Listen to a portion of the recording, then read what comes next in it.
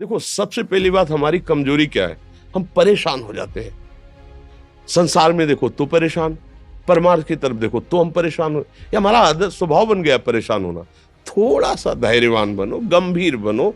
कोई इस भारी से भारी विपत्ति में परेशानी स्वीकार करके विपत्ति से थोड़ी निकला जाता। सुलझो, ठीक है, ये विपत्ति आई, समस्या आई, इसका समाधान होगा। ऐसा थोड़ी कि हमें नष्ट कर देगी। अगर अभी हमारी बड़ी हानि हो जाती है, हम कल इससे बड़ा लाभ प्राप्त कर सकते हैं। हमको एकदम बिल्कुल गंभीर रहना है, इतने कमजोर नहीं बन जाना। अब वो गए तो क्या होगा, अब वो वस्तु गई तो क्या, पद गया तो क्या होगा। प्रयास किया था, ये पद मिला था, इससे बड़ा पद प्राप्त करूंगा, मैं इससे बड़ा महान बनूंगा। ठीक है, एक बार गिर गया, गलती हो गई, दंड भोगूंगा, फिर इससे ज्यादा संयम में रहूंगा। बिल्कुल मतलब एकदम फ्रेश दिमाग रखना चाहिए। पर अपने लोग क्या है, जरा सी बात में एकदम पछड़ा कर लेते हैं, एकदम कमजोर हो जाते हैं। ये बिल्कुल ठीक नहीं है। हम जीवन भर की यात्रा की बात कह रहे हैं, भारी से भारी कष्ट में भी मुस्कुराना, तो हमें बल मिला है, हमें भगवान की कृपा का दर्शन हुआ है, हमें उनका दुलार दिखाई दिया है।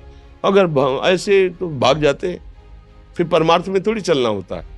आज जो आप सुन करके लाभ लेने की चेष्टा कर रहे हो ना, ये केवल प्रवचन नहीं है, ये जीवन है। अगर ये जिए ना होते ना, तो ये इसका प्रभाव नहीं पड़ता, फिर वाणी का प्रभाव नहीं पड़ता।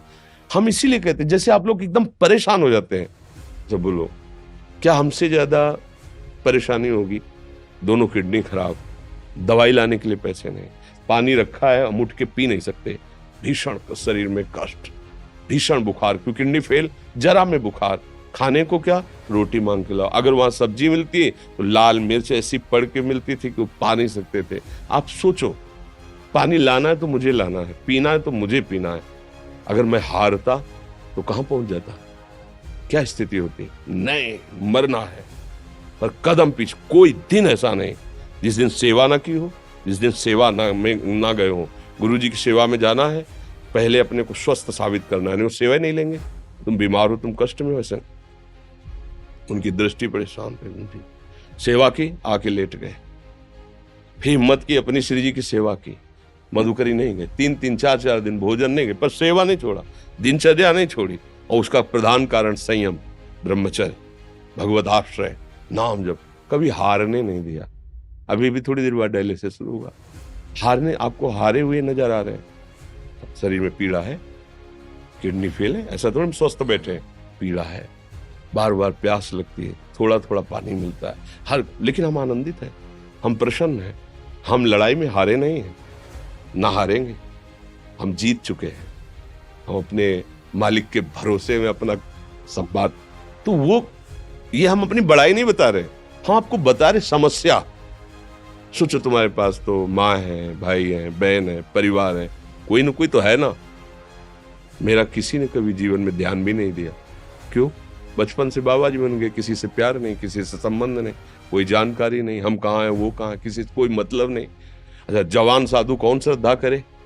कभी गांव जाने की हिम्मत नहीं पड़ती कि रोटी मांग ले, पता नहीं लोग क्या सोचेंगे, क्या भावना कर ले। हम दरवाजे पे खड़े हैं, क्या कैसी भाव, तो जो हमारे सामने आकाश वृत्ति से आया यौवन अवस्था में, वही पाया, अन्यथा भूखे रह गए।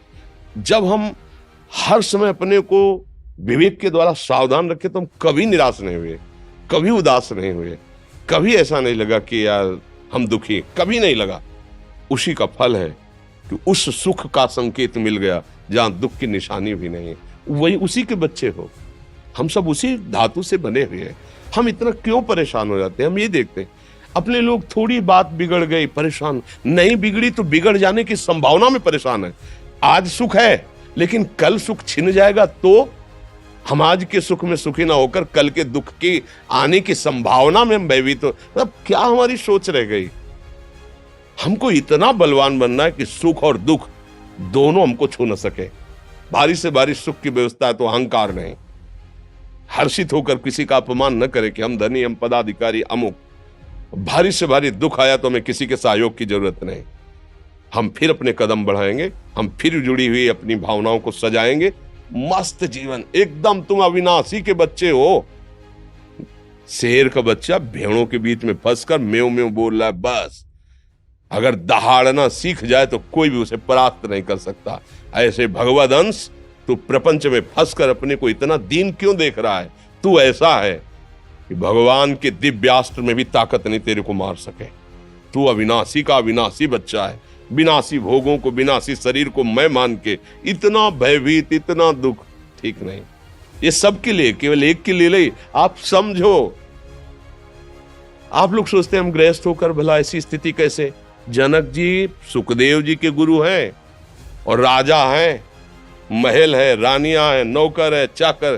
क्या सुखदेव जी जिनके शरीर में लंगोटी भी नहीं है, दिगंबर, परमहंस के गुरु हैं जनक जी जो राजा हैं। समझो, आप ऐसा ना सोचे कि हम नौकरी कर रहे हैं, हम संसार में, हम गृहस्थ हैं, हम आध्यात्मिक की ऊंचाई पर नहीं चढ़ सकते। नहीं, आप एक सरकारी नौकरी या आप किसानी या व्यापार करते हुए आप एक अध्यात्म की ऊंचाई में चढ़ सकते हैं। और अध्यात्म ही है जो तुम्हें इस माया के दुख सुख से ऊपर उठा सकता है। दूसरा, चाहे जितनी संपत्ति आ जाए, आप सुखी नहीं हो सकते। सब देख लो, आंख खोल के देख लो, अध्यात्म ही है जो तुम्हें हर कष्ट सहकर मुस्कुराकर जीने का रास्ता बता देगा कि आप आनंदित हो जाओगे। कुछ नहीं बिगड़ा। अध्यात्म है तो कुछ नहीं बिगड़ा, अध्यात्म नहीं है तो कुछ नहीं बना, कुछ हाथ नहीं लगने वाला।